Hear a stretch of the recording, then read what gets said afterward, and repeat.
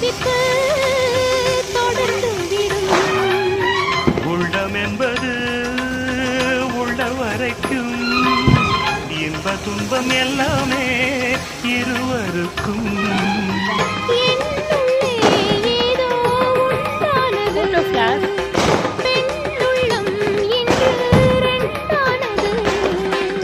எழுடா ஏது ஒன்றுபட்ட போது கண்ணுக்குள் 100 நிலவா, இது ஒரு கனவா?